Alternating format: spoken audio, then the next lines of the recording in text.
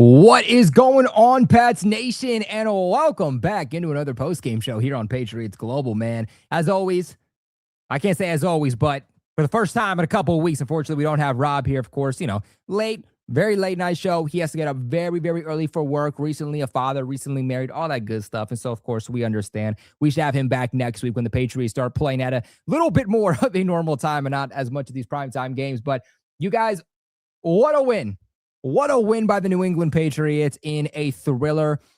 So many emotions, and I'll be honest with you, I really didn't think that the New England Patriots were going to win this one with how this game was going. I had a lot of concerns heading into this one, more specifically about the defense. There was a lot of ups, there was a lot of downs, there was a lot of controversy, there was a lot of smack talking in our live chat for our live watch party, but there's so much to get into with this one. On your way in, make sure you guys hit that like button. Make sure you guys subscribe here at Patriots Global if you haven't already for all your watch parties, post-game recaps, New England Patriots news, analysis, my thoughts, opinions, reactions, just everything in between. But look, you guys already know the Patriots win week 16 of the 2025 NFL season, where they win 28-24. And there's a lot to talk about this game, and we're going to get into it. Don't get me wrong. But I also want to talk about the storylines heading into this one, right? Because you're going to hear a lot about the Patriots media talking about this win and this player and these stats. And again, we'll get into that later in today's episode. But I kind of want to talk about what this game means for the Patriots. Because congratulations, New England Patriots fans. We have clinched. And in fact, Patriots fans, I got a question for you guys. How do we feel about clinching a playoff spot in the 2026 NFL playoffs for the first time since the 2021 season?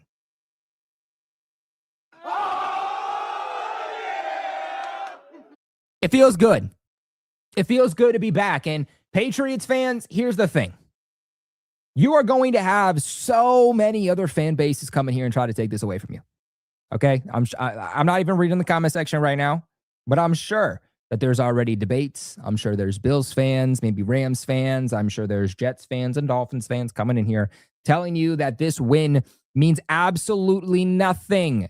They're going to tell you that it's an easy schedule. They're going to tell you this, they're going to tell you that, and they're going to tell you that you clinching a playoff spot means absolutely nothing and that it's all overhyped.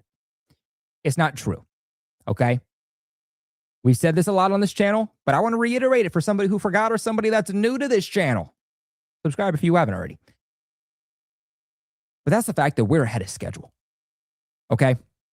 To all of the people hating on New England and trying to discredit the success they've had, here are things that they forget because they don't follow the Patriots. They follow their team and they hate on the Patriots because it's not their team. It's their competition. But they don't know the inside outs of New England. So they don't know that this offseason, 50% of the roster was overturned, meaning that over 50% of the roster that is playing this season is new, whether they are rookies or whether it's their first time here in New England. The Patriots also have a brand new system, a brand new scheme, brand new philosophies, a brand new identity under Mike Vrabel. They also have a brand new offensive coordinator in Josh McDaniels. They have a new defensive coordinator that is a first-time defensive coordinator that also has been dealing with prostate cancer. So week 2, a new defensive coordinator had to take over in New England. So really, 2 different defensive coordinators have been here. This is also Drake May's first season as a full-time starter. There's also a lot of pieces in the front office that are new. The positional coaches are brand new on the defense and offensive side of the football. The personnel is new. I mean, we can go up and down talking about how this New England Patriots team was not supposed to be this good this early on, and nobody wants to talk about that. And I think the funny thing is, and I've said this a lot, but I think that the funny thing is that the same people discrediting the Patriots' success, ironically, they're the same ones that also said the Patriots weren't going to do anything this year. They're the same ones that said that the Patriots were bottom dwellers, that they belonged in the basement, that they were going to stay in the basement. They're the same people that said the Patriots would be lucky to win anywhere from 6 to 8 wins, and the Patriots already have 12 wins on the season with 2 games left. So the same people that are going to give you the narrative that the Patriots are just lucky because of their schedule, you can ask those people, Well, then why didn't you have the Patriots winning 12 plus games this season? In fact, why didn't you have the Patriots winning 10 plus games? Why didn't you say the Patriots would be in the running for the AFC? Why didn't you have the Patriots winning the AFC East? Because you can't say before the season starts that the Patriots are going to win a couple of games and be in the bottom yet again, and that Drake May was going to be a bum quarterback and that Mike Vrabel was going to be a bust. But then when your narrative becomes wrong, you switch it to, well, it's just the schedule. Well, no, you knew the schedule for months. And that came out in April or May. You knew the opponents. So why didn't you have them winning more games originally? Just keep those things in mind, Patriots fans. I'm not telling you that this team is going to go out there and win a playoff game. They might get blown out. I don't know. I don't know who they're going to play yet. What I want you to know is that there's something that's going to happen in the postseason. Unless the Patriots go to win the Super Bowl, this is what's going to happen.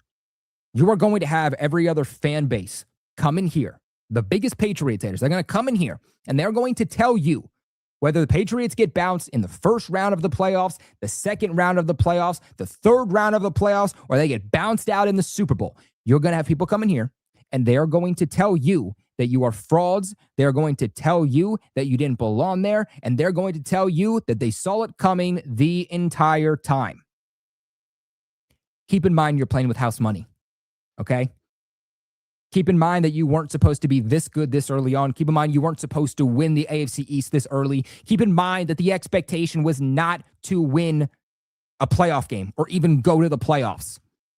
So the fact that the Patriots have been this good this early on, Patriots fans, you should be excited how ahead of schedule they are. You should be excited for what the future of New England looks like. You should be excited because people want to play in New England for the first time since Tom Brady was here.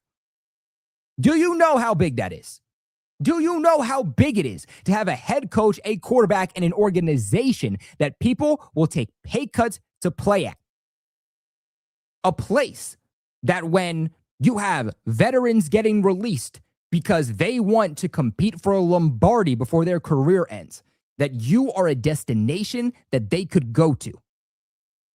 Hang your hat on that, Patriots fans. There's not a lot of organizations in the NFL that can say those things. And you've hit on the two most important things. You've hit on a head coach and you've hit on a quarterback. And when you hit on those two things, everything else falls into place because you become a place that players want to play for. So again, this all comes back to say you have clinched a playoff spot. Thrive in it. Love it. Be proud of it. I'm not telling you, Patriots fans, to go out and say, we're going to win the Super Bowl and taunt every other fan base. That's not what I'm saying. But what I'm saying is that don't let anybody take this away from you because this is absolutely massive for this team that nobody saw coming. But all right, guys, let's go ahead and let's get back and let's talk about this game a little bit because coming out of this one, or coming into this one, I should say, the Patriots are coming off of a very devastating loss where big credit to the Bills, okay? I know this has been a little bit misunderstood throughout the grapevine, but big ups to the Buffalo Bills, who they took advantage of bad football last week. That's what that was. Patriots were up by 21 points. I don't want to say they beat themselves. I think in some ways the Patriots beat themselves, but also the Buffalo Bills had to take advantage of bad football, and that's what good teams do. But it was devastating nonetheless for New England, and all of the storylines started to fall down. Bills fans are telling you that you're frauds. The NFL is telling you you're frauds. You have Broncos fans and Bills fans and Rams fans taking victory laps around you because you lost a game for the first time since week 3. You lost a game for the first time in 85 days. How were you going to respond? We heard Stephon Diggs say after that game last week that this could be really good for the team. That's how the players were taking it. In fact, it was kind of weird because Mike Vrabel, after that loss against the Bills, wasn't pissed off, wasn't angry, wasn't sad, wasn't moping. He actually seemed pretty optimistic, which you really don't see from players or coaches after a game. And I think today showed you why. And I think that there is a lot that is upsetting about today's game. I think that there is a lot that needs to be fixed. And I don't want this to be a situation, Patriots fans, where when we win a game, we don't talk about the bad. or when we lose a game, we don't talk about the good. We only dwell on the bad and the sky is falling. No, when you win a game, talk about the good, talk about the bad. When you lose a game, talk about the good and talk about the bad. And that's exactly what I want to do here. But just from a large picture, before we break this down a little bit more, the fact that the Patriots were able to come out and just respond the way they did, I thought was very impressive. What was our biggest concern, Patriots fans? Say it in the chat. What was our biggest question, our biggest concern about this team over the last few weeks? Now, you might say run defense, and that is right, but that's not what I'm talking about. Our biggest concern was the second half of this football team, especially the second half of this offense. It's been non-existent. I mean, you were blowing out the Giants a few weeks ago, 33-7 at halftime, and it ends, 33, or it was 30-7. You end up winning 33-15. You didn't do much in the second half. You're beating Buffalo, 21-7 or 24-7 going into halftime. You don't do much after that. You end up losing 31-35. You took your foot off the gas in the second half. Today, the Patriots didn't do that. And maybe it's because they won the coin toss. Ironically, even they won the coin toss. That is something they haven't done the last few weeks, but they won the coin toss and they elected to defer. Maybe that's part of it. But it's a step in the right direction because the New England Patriots were down by multiple possessions in the fourth quarter. They came back and won. Last time that the Patriots were trailing by 11 or more points in the fourth quarter, that was Super Bowl 51 in 2016. Well, 2017, but the 2016 season. It has been almost 10 years. Almost 10 years. Can you believe that? Almost 10 years since the New England Patriots won a game where they were down by 11 plus points in the fourth quarter. That is something to be proud of because that is progress. Now, yes, don't be in that situation to begin with, obviously. And the Patriots haven't done that a whole lot this season. But there are going to be games where that does happen, especially against good opponents, good coaching staffs. And that happened today, and they were able to come back and play the best in the most important quarter of football, in the fourth quarter. That's what I've wanted to see from this team. I'm going to be honest. I'd rather this team play like absolute crap in the first half and then ball out into the second half because that is when it matters the most. Look at the Buffalo Bills. They played some of the worst football I've seen in the first half last week, but they turned it on in the second half when it mattered the most, and they won the football game because of that. That's what the New England Patriots have to do, and that's what they have to learn from. Big ups, too, of course, to Drake May, who has his second game-winning drive here of the season, his first one, Week 5 against Buffalo.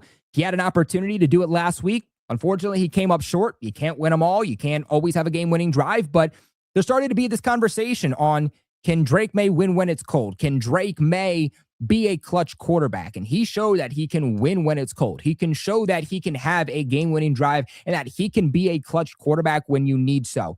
Game-winning drive today, and he also broke the narrative of, oh, well, Drake May isn't the MVP. Drake May's not a good quarterback. Drake May's overhyped because Drake May hasn't thrown for 300-plus yards in his career. Well, guess what? Drake May did today. In fact, Drake May, if it wasn't for the stupid officiating call on Kayshon Boutte, probably could have put up just about 400 passing yards. Now, he puts up over 300 passing yards. He puts up just over 400 all-purpose yards today. And it was just a great game for Drake May as it went on. I felt like early on in this game, it was in some ways picking up kind of how you played against Buffalo. But then as the game went on, you were learning from your mistakes. And we've heard all season long that this team has been learning from their wins. But how much were they really learning? Because they were still playing a lot of sloppy football, still playing a lot of close games, still a lot of inconsistencies. And it felt like last week was a good opportunity from them to learn from a loss and really change. And I think that we saw, which is really, really cool, we saw in real time this New England Patriots team changing as the game went on. They weren't playing well in the first half, but as each quarter went on, you were like, this team's starting to get it going a little bit and a little bit and a little bit to where in the fourth quarter, you're down, but now you're kind of firing on all cylinders and you're playing your best football when it matters the most. If you've been around this channel for a while, which again, subscribe if you haven't already, we'd love to have you part of the Patriots Global family. I always say that I believe football is truly a game of momentum where talent matters, yes, but in close games, who finishes with the momentum is the team that's going to win. Who has the most momentum overall by the end of the game, that's the team that's going to win. And the New England Patriots carried the momentum when this game mattered the most. So let's go ahead and let's get into this one. I actually want to start with kind of the bads here, and then we'll get into the good. There was a lot of good, right? The Patriots won this game, and I want to end on a high note. So let's get the bad, and let's kind of just scoot that out of the way early on, okay? There was a lot of bad. There was a lot of bad in really every single phase, from players to coaches to injuries. Every single phase, you could probably hit on something where you're like, yeah, that didn't go the Patriots' way. First one, I want to talk about Drake May. Now, I just talked about how Drake May had a game-winning drive, and Drake May was clutch and put up over 400 all-purpose yards, and I stand by that. But Drake May really struggled in this game early on. And football's what have you done for me lately? We saw that last week. And so everybody's going to talk about how great he was, and he deserves it. He deserves to be talked about after this game. But we also do need to talk about how it didn't look so good early on. How Drake May was looking like 2024 Drake May. How we had to start having this conversation of what happened to Drake May's accuracy. Where did the mechanics go? Why is he turning over the football again, getting stripped? He's flinging the ball everywhere. He's getting intercepted again. He's just not playing like himself. And that's what we saw early on in this game. Starting off with the interception on the Patriots' opening offensive series, the Patriots were driving down the field. They were in the red zone. They were in an opportunity where even if they didn't capitalize with 7 points, they very, very easily should have had no less than 3 points. But Drake May, after Hunter Henry drops the ball in the end zone, tries to go to Kayshon Boutte on the next play. He has to put that in front of Kayshon Boutte in the end zone, but he doesn't. He throws it at his feet for whatever reason, just an inaccurate pass, and the defensive back on Kayshon Boutte is able to pick the football off, and really just an easy play because the defensive back was already on the heels of Kayshon Boutte. It was just one of those plays where you're sitting there, you're like, what is Drake doing? And you're doing the hardest part. You're driving down the football field. You're not punting the football at the 40 or 50 yard line. No, you're sustaining long drives. You're getting down the field. You're putting your offense in a position to put up points, but then you're shooting yourself in the foot by turning the football over, and now you're not capitalizing with any type of points. And then we also saw with Drake May later on in the game where he gets outside, or excuse me, doesn't get outside the pocket, but he rather instead is giving a handoff to Ramondre Stevenson. But he has Jack Westover in as fullback. Looks like he hits the hip of Jack Westover, and the ball goes flying. Now, thankfully, Drake May was able to recover that football, but there was also a point earlier on where he wasn't as lucky to recover the football. And so it's just, again, him putting the football on the ground in the most inopportune moments, flinging the football out with one hand, not having a good grip. A lot of times it felt like there wasn't really defensive backs coming up and making plays or defensive linemen coming up to make plays. And it was just Drake May being careless with the football, not understanding that ball security is job security, and just being reckless. So a couple of turnovers in today's game, put the ball on the ground a couple of times. It's not ideal, but he won the game. You are going to be playing much better teams as time goes on. Now, thankfully, that's not in the next 2 weeks. You're not playing the Jets, or you're playing the Jets and you're playing the Dolphins. You should be fine. But once the postseason comes along, you're playing the best of the best. And you turn over the football once, that could be the nail in your coffin that ultimately decides the game when it's all said and done. So that's something that Drake May is going to have to get ironed out. That's something that I didn't like from him in this one. I thought the accuracy, like I said earlier, was kind of picking up where it left off in Buffalo, where Drake May was probably the most inaccurate that we've seen all season long. But again, as the game went on, he got better and better and better. And that's in large part why the Patriots won this game and why he had statistically a career game. Now, the other thing that I did not like was a coaching decision. Overall, I'm not going to really gripe too much on the defensive or offensive play calling, but I'm going to gripe on the special teams call. And this one comes down to Mike Vrabel. Why are you calling? It was just under 2 minutes left in the third quarter. So you have more than enough time. You're down by 4. You're in your own territory. It's 4th and 10. The Patriots go to punt the football again in their own territory, and they do a fake punt. And the fake punt was supposed to be a pass with Marte Mapu to Jack Westover, who's the only receiving option there, who looked like he was actually open at one point. Marte Mapu looks his way for a split second and then just takes off with the football and runs, doesn't execute the play the way that it's supposed to at all, barely gets back to the line of scrimmage, and now the Patriots are turning the ball over on downs and giving Baltimore the ball back in excellent field position, which Baltimore was ultimately able to capitalize on to extend their lead to 11 points. Now they're up by multiple possessions that could have cost the Patriots the game when it was all said and done, because we elected in our own territory on a 4th and 10 to call a fake punt. If you want to be aggressive in that case, okay. Now, in your own territory, down by 4, got a whole quarter left of football. I don't think you need to be aggressive there. Trust your defense in that case, especially when Lamar went out.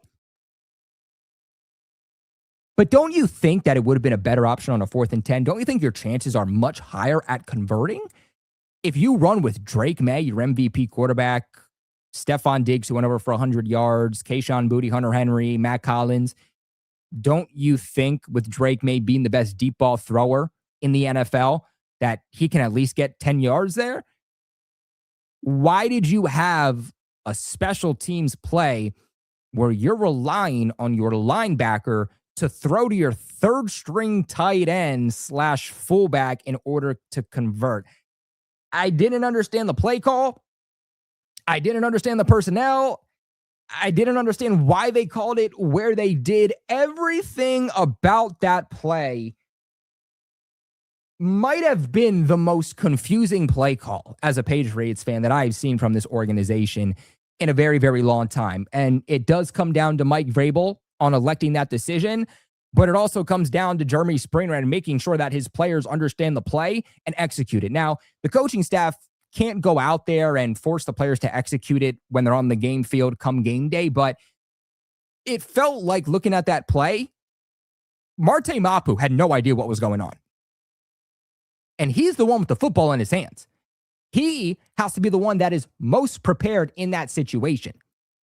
And so with that being the case, they got to go back to the drawing board. I don't hate necessarily special teams plays like that, but just given the circumstances of where the football game was at, where they were in correlation to being on the football field, and then just the way that that was executed was just an absolute fail. And this can't be something that we push under the rug, because we won this game, and a lot of times you only talk about these things and remember these things when you lose. We need to remember this because this was horrific. And last week it was horrific by Josh McDaniels. This week with this call, the coaching staff is starting to do some questionable things. And at this point in the season, that's the last thing you want. And then the last thing that just did not swing the Patriots' way was the injuries, okay? And I talked about what Patriots fans should expect a little bit earlier on, but Patriots fans, what you should also expect from this game is that you are going to hear a lot of people discredit the Patriots win because Lamar Jackson left, because they had Awuzie, one of their starting cornerbacks, out of this game. Guess what? The Patriots had a crap ton of injuries. Now, yes, Baltimore did lose Lamar for, just over a half of football. Quarterback's the most important position in football. That does make a massive difference. Not that Lamar's playing good football this year anyway, but the Patriots had more injuries than the Ravens did when it's all said and done. Now, you don't got Will Campbell, your left tackle. You don't have Robert Spillane, your starting middle linebacker. You don't have Milton Williams, your defensive tackle. These are all things that we knew coming into this game. But the Patriots sustained a lot of injuries in this one that you are hoping does not bite them long-term. Because Patriots fans, what is one thing that we had a massive concern about this offseason? It wasn't necessarily the overall roster, because we felt like as long as this team stays healthy, we feel good about their starters. But it was the lack of depth that we said, the starters are good, but if these guys go down, we might be screwed. And that's what happened here lately for the Patriots. And honestly, screw some of the guys in Boston media. I said this on my live stream, but I love a lot of the guys that work here, and the women that do their work here in the Boston media. I think a lot of them do a great job. I've been able to talk to a good amount of them. But just to the idiots that decided to talk about on their podcast and their articles and talk to Mike Vrabel and the pressers about, wow, you're really lucky with your injuries. You're like not having any injuries this season. You got like the best injury luck. Why would you say that? You know, that's like having the worst day of your life and then saying, well, like, at least it can't get worse, right? No, why would you say that? You know it's going to get worse. You just jinxed it. And literally ever since I saw people in the Boston media saying those things, it has been a just downward trajectory for this team. I mean, you want to look at the injuries the Patriots suffered today? Travion Henderson out with a head injury, probably a concussion. You didn't see him for the majority of this game. Thayer Munford Jr., who the Patriots picked up off of the Browns practice squad a couple of weeks ago. He's dealing with a knee injury. He was questionable. You then had not Milton Williams, but Morgan Moses, the Patriots starting veteran right tackle. He also left this game. Yeah, you heard that right. The Patriots were on their third string right tackle at one point with the potential of Michael Onwenu having to bump out to right tackle. That's how bad things were getting for a minute. But Thayer Munford, he was out. Then you had Morgan Moses leave at one point. He thankfully returned because he was like, dude, we're on our third string tackle. I'm going to have to play through this.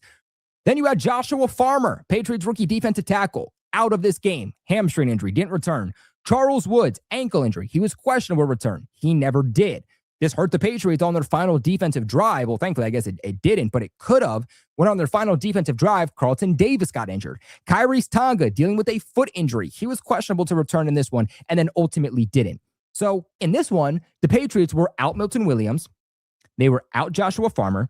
They were out Kyrie's Tonga. They were out 3 interior defensive linemen.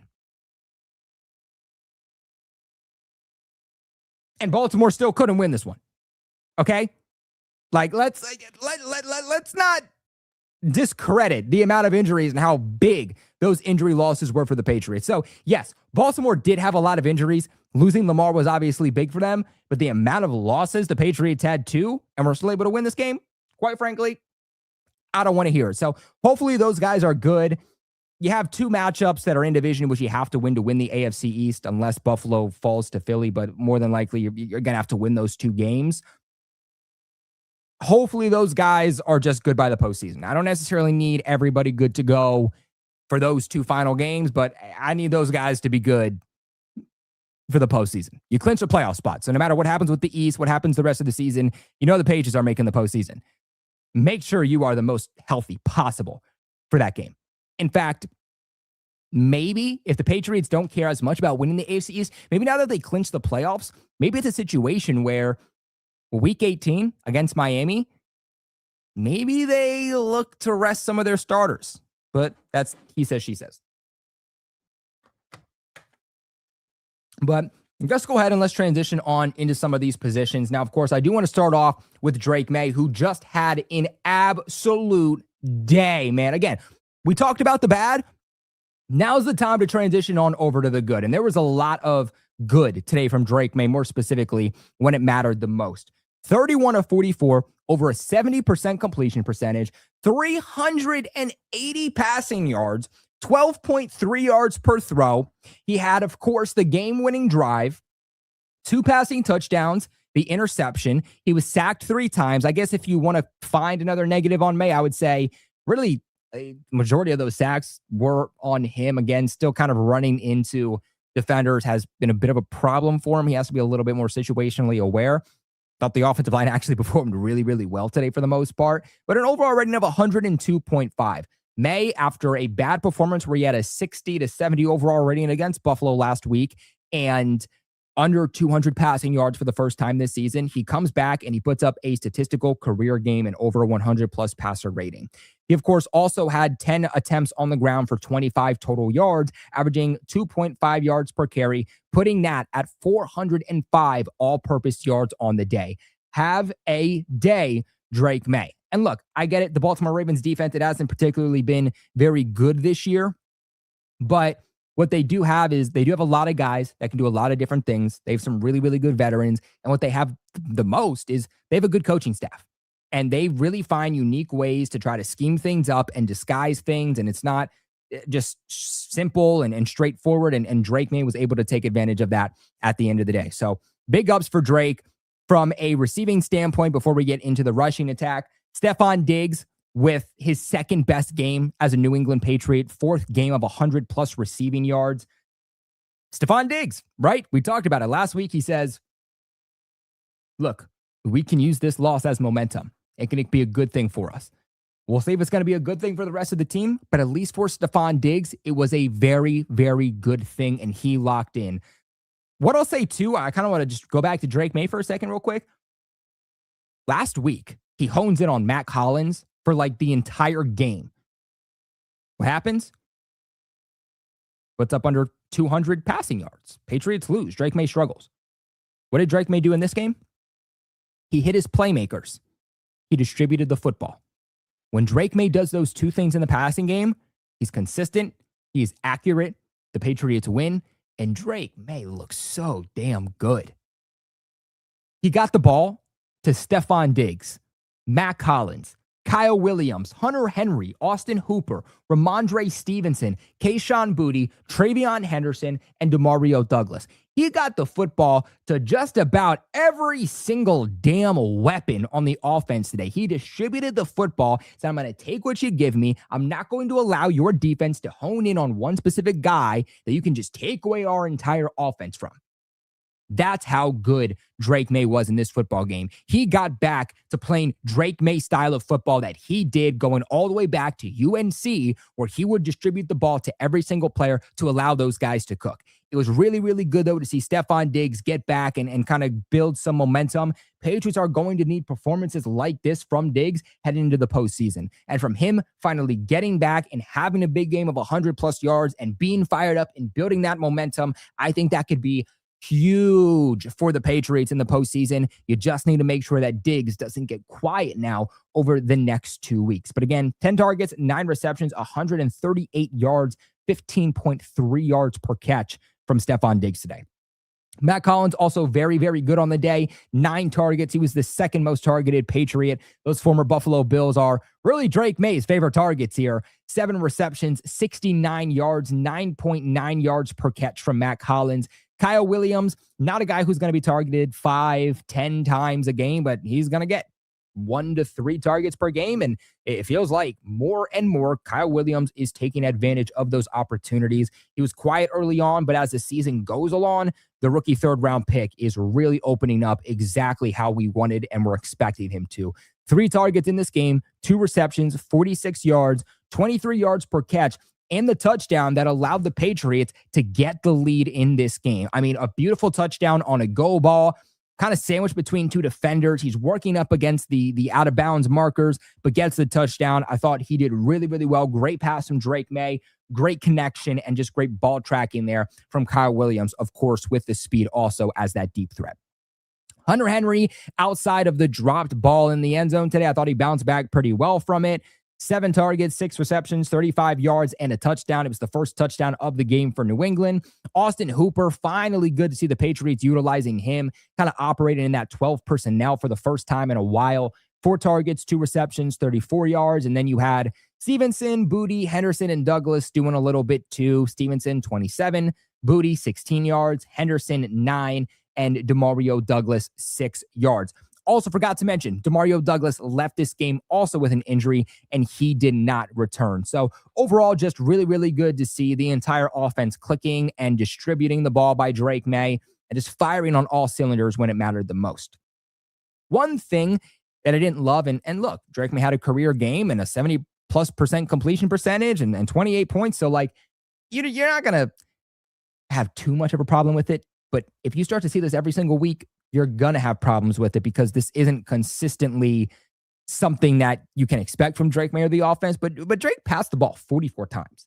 That is a pretty insane number. And I get it. Baltimore's secondary isn't good. They're like the 24th ranked secondary in the NFL. They're a middle of the pack run defense. I just thought that with how close this game was early on, the Patriots weren't running the football more. And that was even before Henderson went out with his injury. They weren't running him a whole lot, and you still have Ramondre Stevenson, who was having a good game. Why weren't they running him more? I mean, they had 13 total attempts on the day between Ramondre Stevenson and Travion Henderson.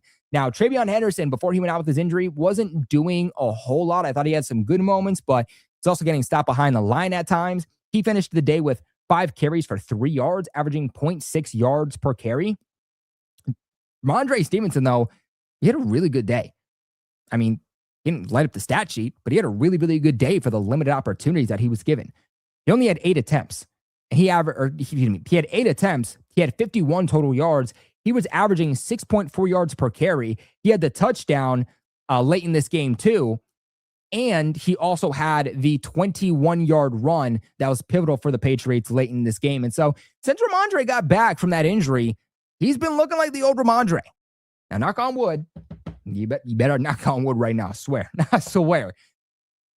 But he hasn't been fumbling the football. Gosh, I just complained about the media. Now I'm doing it myself. Knock on wood, man. I bet they didn't. I bet they didn't knock on wood. I'm going to do it. But he hasn't been fumbling. He's been looking really, really good in the receiving game. He's breaking tackles. He's running through brick walls. He's just looking like 2022 Ramondre Stevenson again. And I think that's really helping out this Patriots run game and also helping open up the pass. And so, again, you didn't get much from the run game, but it's also because that's just not what the offense was operating in. They were operating in the passing game pretty much from start to finish. So outside of that, like I said, I thought the O-line performed pretty damn well. The edge rushers for Baltimore, they're not good, so this wasn't the biggest test. But look, we've seen games where we're like, wow, this is the worst run defense in the league. Patriots rushing offense should get it going, and then they don't. It's like, okay, well, that didn't matter. So, I don't want to take anything away from the O-line or take anything away from the tackles given their competition level, but they came in, they did their job. I thought there was so many times where Drake May had a lot of time in the pocket to just kind of sit there untouched. And I just thought that for the most part, that unit came out and that unit did their job. So maybe a couple of penalties here and there, but outside of that, I thought they did very, very well. So before we get going on, though, into the defensive side of the football, of course, want to get into some of your guys' super chats. We got Ray who comes in with a $2 donation and says, definitely had me nervous as fuck. Ray, man, I was with you there too, man. I was sitting here with my brother watching the game, my hands on my head. I'm like, I'm crashing out. I'm crashing out about the punt. I'm crashing out about that referee no call on Kayshon Boutte, where you have the fans. You got me and my brother. We got you guys in the live chat. You got the commentators on the game saying that's a flag. I don't really know why they didn't call that. I don't know what the ref, like, no one can say, oh, well, the refs love the Patriots. The refs have been screwing over the Patriots all season long, especially in recent weeks. And so I don't want to hear that narrative anymore. But Ray, it led to a good game. They won. That's all that matters. Look, after being not blown out, but after dropping a 21-point lead last week, coming down from multiple possessions in the fourth quarter this week and winning, it felt pretty good. Patriots 92 comes in and says, we lost half of our players in this game and might be effed depth-wise going into the playoffs, but Drake solidified himself as the guy. He's got to continue to show that he's clutch, but I'm looking at Drake and I'm saying, like, what has he done or not done that you say that's still a question? He's played well in bad weather before. He's shown that he can be clutch. He's shown he can play turnover-free football. He's shown that he can throw the ball 40, 50 times and be effective with it. He's shown that he can win with a less supporting cast.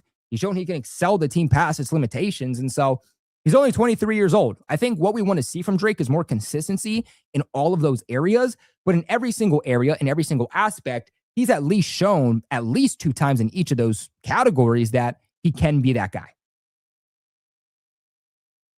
But let's go ahead and let's transition on here into our good friends. Where are they? Good friends over at Kalshi, because boy, oh boy, are people liking Mike Vrabel yet again. We are talking about the odds of Coach of the Year. And before the Patriots won this game, Mike Vrabel had the 5th best odds, according to Kalshi. But since the Patriots won this game, you can see right there with Kalshi, he is taking a direct rise up. So right now, Mike Vrabel, about 33% of people are taking him for Coach of the Year, which is yet again now back into the leading favorite. Mike McDonald is 21%. Ben Johnson has now fallen there a little bit. Liam Cohen also still in the running. So going to be interesting to see how this one goes. But Kalshi showing you with their trends over time how Mike Vrabel's odds have increased and decreased after that Buffalo Bills loss. Absolutely dropped.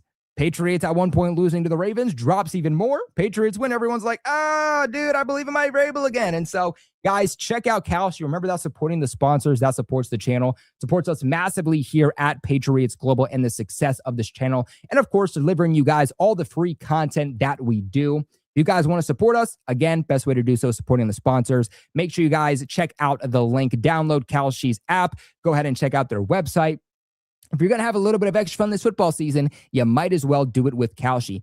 Great part about Kalshi is that they're not a sports book. They're the best damn trades market on the platform. So you're not playing up against Kalshi. You're playing up against real people with their own real thoughts and opinions on these lines. So for example, do you think Ben Johnson is going to win Coach of the Year? I'm going to say nope.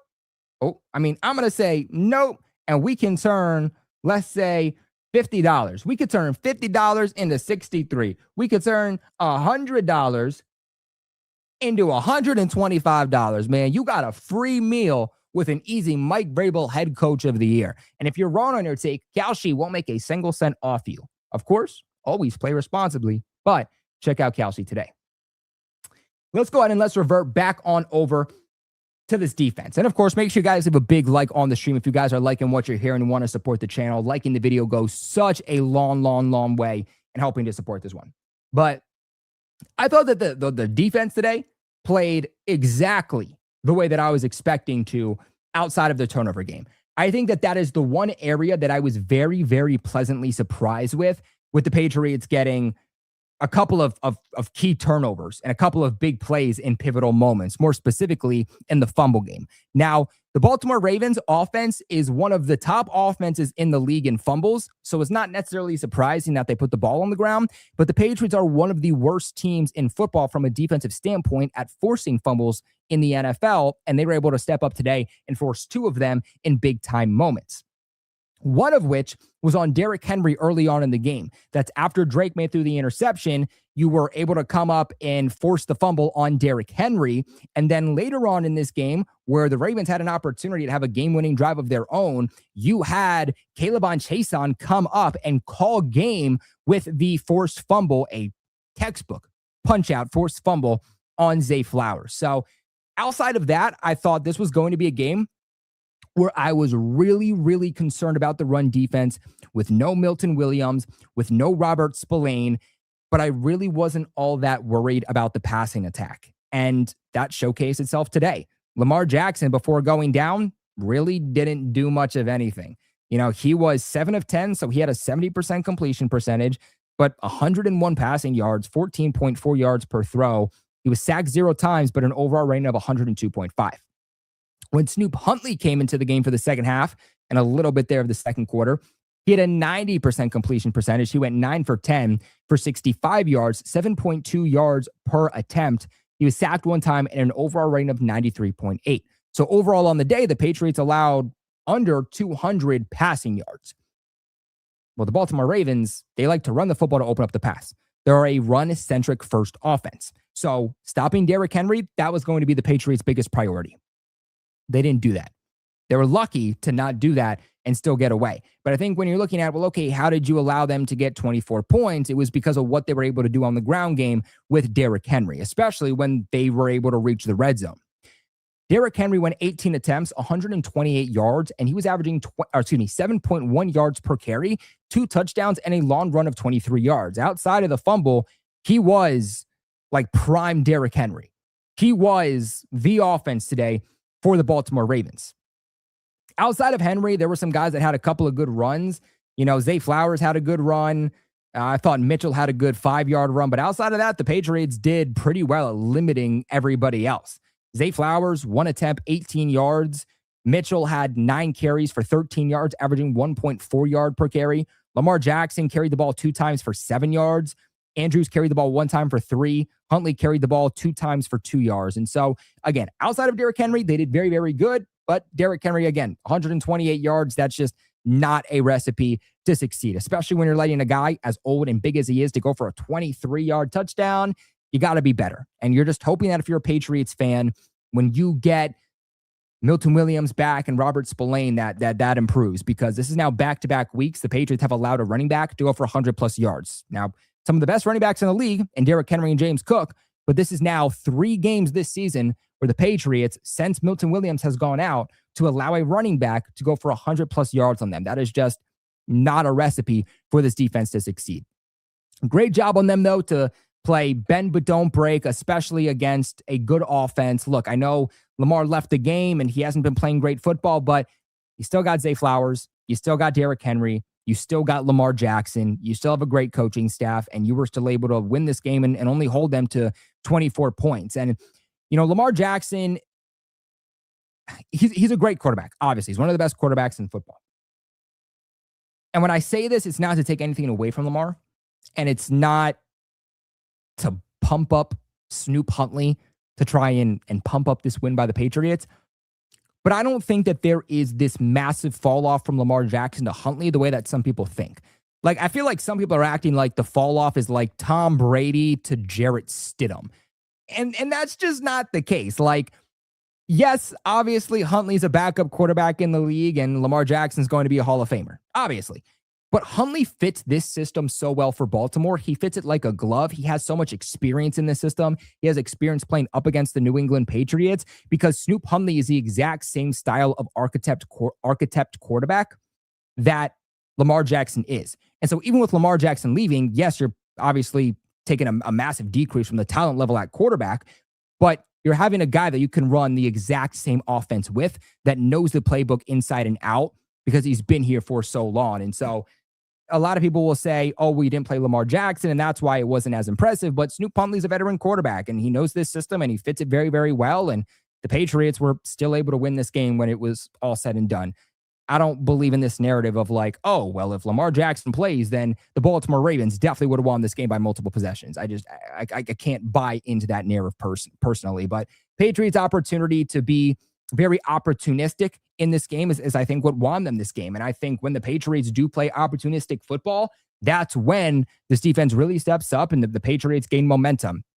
We heard back in the Tennessee Titans, Browns, Carolina Panthers era where Caleb Von Chason came out and said, when we get that first big play of the game, that's where the defense really changes and we all rally around together and we play, some really, really good football. And I feel like lately they haven't had that big change around moment where they make the big play. Today they did, and it did make a massive, massive difference. Big shout out to Patriots 92, who comes back in here with a $10 donation and says, Diggs might just be a primetime merchant, LMF. And that's a fact. That's low-key a fact, though. When the Patriots play primetime, Diggs is like, damn, Cardi better be watching, man. I got to make sure Offset know what he's working with. You know what I'm saying? So, hey, man, we need Diggs to show out in some bigger moments, but, like, if he pops out when the TV's on, the TV's going to be on in the postseason. So you telling me Diggs is about to go off? He says his only 100-yard game this season have been 146 on Sunday Night Football against the Bills, 105 on Thursday Night Football against the Jets, and 138 tonight. I think he had one more game of 100 if I'm correct, but that is true. Primetime Diggs is a real thing. It's a real thing. But let's go ahead and let's bring on some of the Patreon members to hear what they have to say before we log on off for the day. Let's start with our boy DTN. DTN, you are live. What were your thoughts on tonight's game?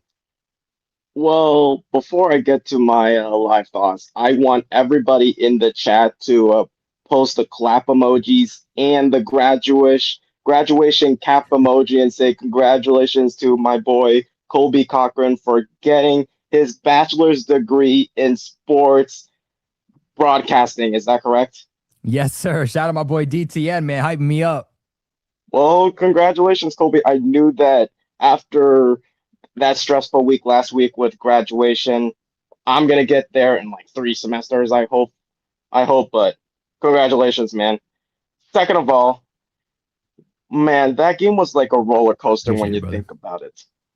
It was a roller coaster because the first 3 quarters of that game, I was like scratching my head. I'm like, what is this Patriots doing? Are they throwing? Are they like making adjustments at the right time? That's what I was a little concerned with.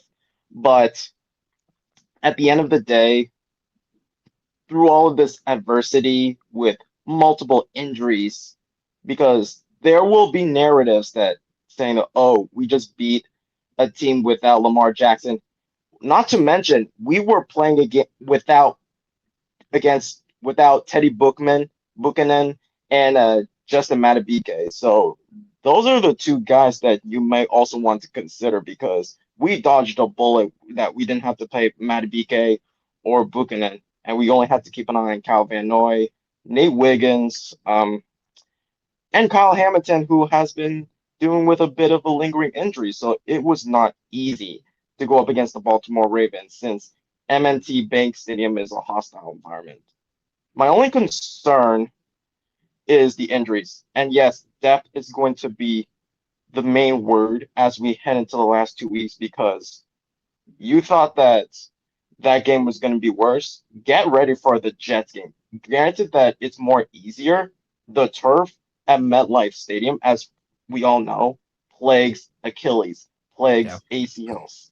So it's more advised that like the starters may start with like in the first half and maybe sit them out in the second half, just so like you don't want like these injuries to pile up as we head into the postseason. Who, by the way, looks like we might play against the Texans if we were to finish today. And the Texans, they are no joke, especially on that defensive front and that I defensive agree. backfield. Yeah, Texans are low key scary. Like I know a lot of people aren't giving them credit because they've been inconsistent. They've dealt with injuries, and the offense is kind of middling. But like the offense is good enough to put up enough points, and their defense is so historically good that it's like, it's going to be a close game. They could end up on top. In my opinion, I want to see them playing against the Buffalo Bills again, just to change Mm. that narrative. Or maybe an easier opponent like the Los Angeles Chargers, who, by the way, are depleted without their two Pro Bowl caliber tackles.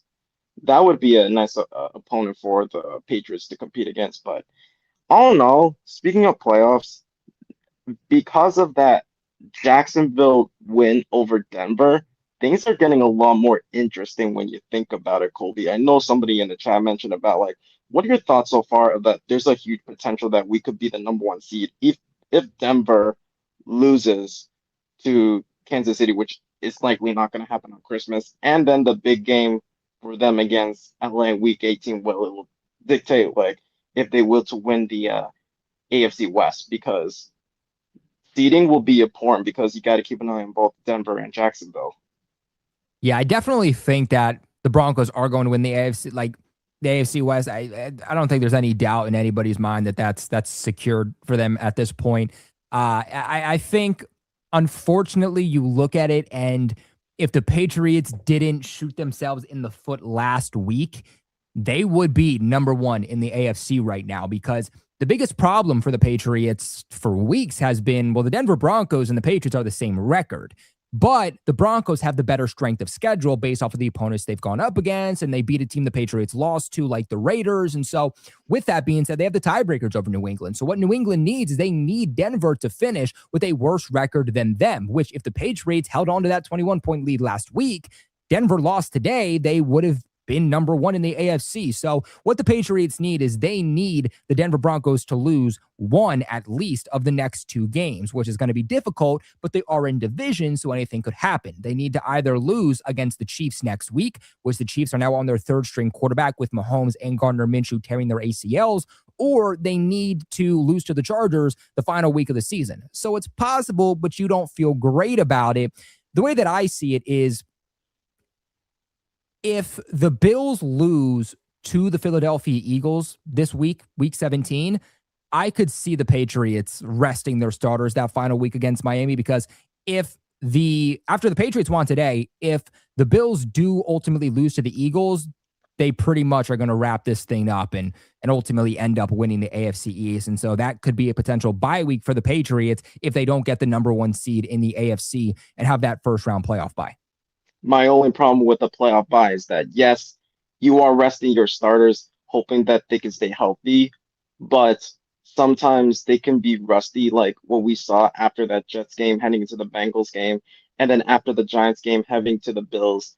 Like, yes, you want to like rest your starters because health is really important, and basically when you need your depth players to step up, it's really important. But at the same time, you got to make sure that you continue to be ahead of your opponent with the game planning, making sure that you don't be rusty, and making sure that you're still locking the game, even though you're still recovering.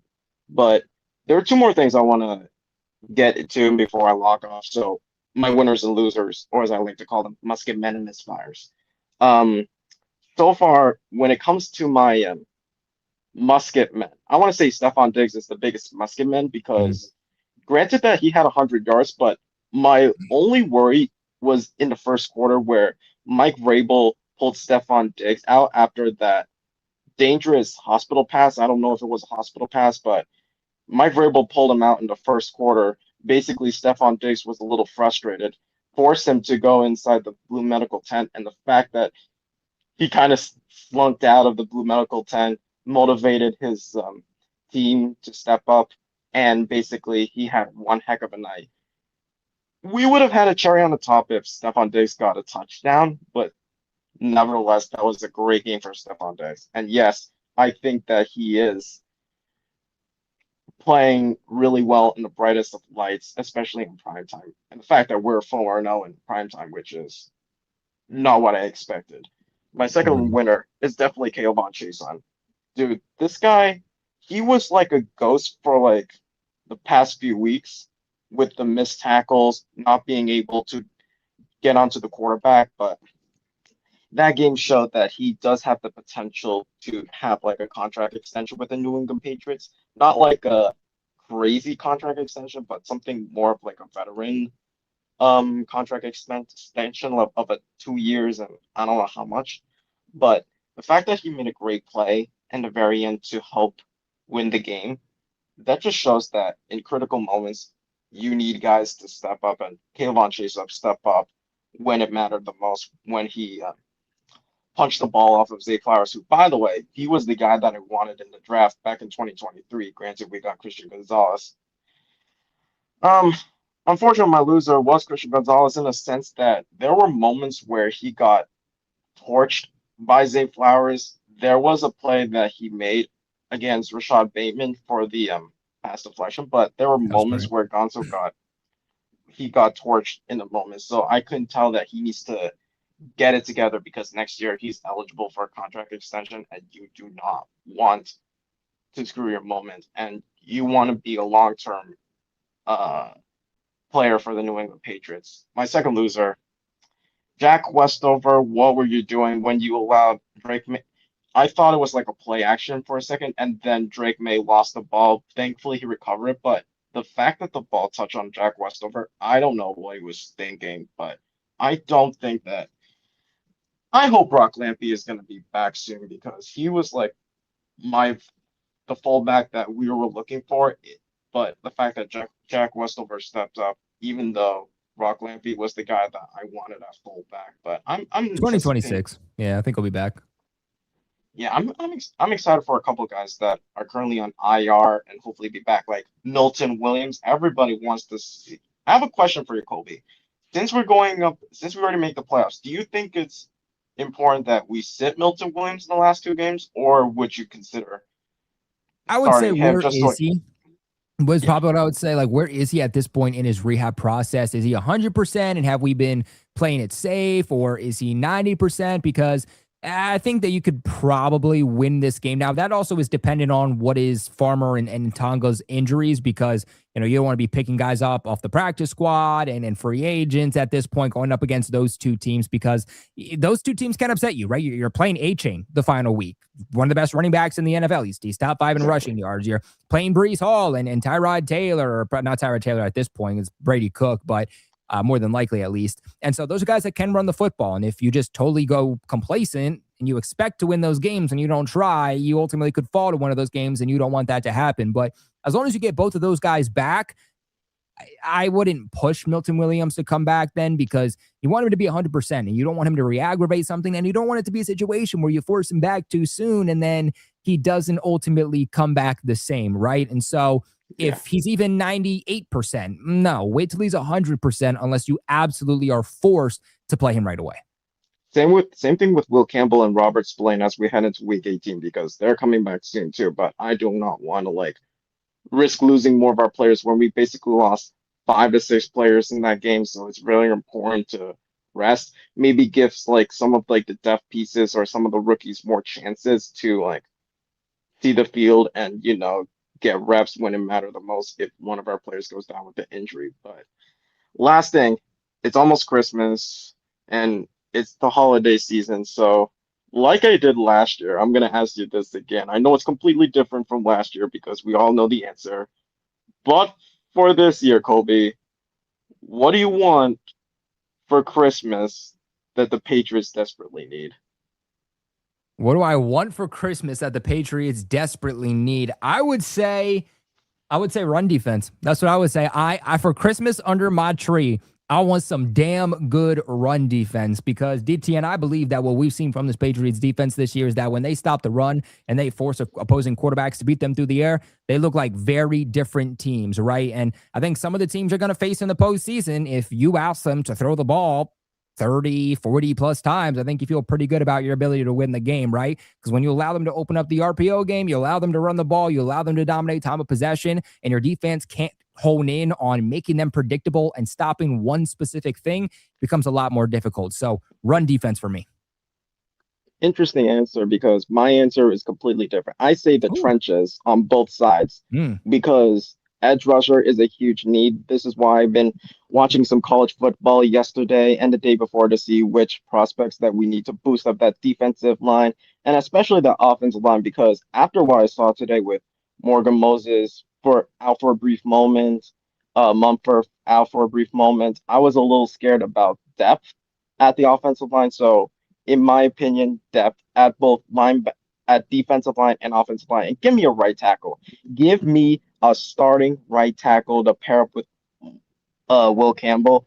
As we get into January and February, as we talk about Senior Bowl, Combine, and the draft, it's really important that the Patriots may need to look into the right tackle because I love Morgan Moses, but he should retire and be an assistant offensive line coach since he has done a great job of working out with Will Campbell, working out with the offensive linemen. So I think it's really important that we build the trenches to apply pressure on the quarterback, but also protect Drake May.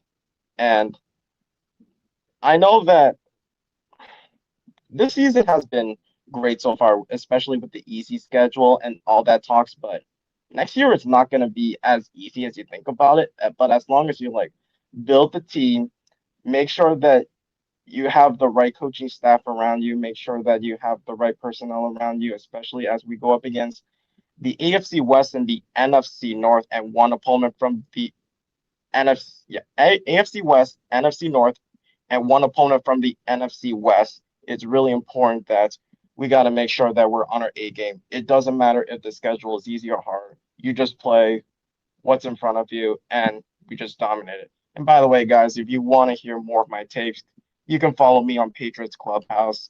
We're gonna have something fun tomorrow. So for my version of the post game recap against the Baltimore Ravens, so you should check out Patriots Clubhouse. It's gonna be fun. I encourage some of you to enjoy and interact with me. Man, big shout out to our guy DTN for coming on in and dropping some of his opinions following the Patriots 28-24 win against Baltimore. Let's go ahead and let's get into our final Patreon member before we log on off for the day. Red Sox, how you feeling about those Patriots? Good. I like the win. I mean, I didn't get to see the game too. I saw like the first. I don't know, like I saw Hunter Henry get the touchdown. That's where I had to stop watching.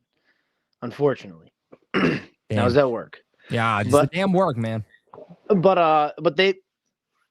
I mean, I'm looking at the highlights now. I don't know what that special teams play was. Yeah, about that. Kind of like, seems like low IQ to me. I don't know why you're gonna have your linebacker run the football. I don't know. It just looked like some like Giants shit when Young Hoku fucking kicked the ground because the ball moved an inch. But it was supposed to be a pass to Jack Westover, and then Mapu just decided to not pass the football and run it, and then just barely got back to the line. Yeah, I don't know about that. That was dumb. That was terrible. That was dumb. Terrible decision to go for it in your own territory on a 4th and 10 down by 4. Yeah, but I mean the story has got to be, Drake May makes his first ever game-winning drive, wins the game. It counts as a game-winning drive, right? Because yeah, so it's his second one this season because he also had the one against the Bills in Week 5. Okay, yeah, all right. So then it's his second one this season in a critical game. That was solid. He finally eclipses 300 yards, which I've been wanting him to do for the entire season. Looks like we're losing you a little bit there, Red Sox. I'm not entirely sure what was going on there. Maybe a little bit of a Wi-Fi issue, but we'll definitely make sure that we get you back in. Guys, you heard DTN say your boy did graduate. So with that being said, there's a lot more shows. There's a lot more we're going to be doing. We're getting old school Patriots Global, baby, back in the building now that your boy's done for like 3 years that I've been doing straight, 3 years of full-on college. So we're getting back to the old Patriots Global days. We're going to be doing shows on a regular basis, live shows, videos, shorts, everything in between, getting back to the old school days. And we are so damn excited to be giving you guys some more content than just the watch parties and post games and the previews and all that good stuff. And so we're going to be having Patreon members on more and more and more. And so we're going to make sure that you guys do get your opportunities to come on to these shows. So if you want to become a Patreon member, make sure you guys do so in the description box below. But until next time, make sure you guys go on and let me know your thoughts about this game. We would love to hear from you guys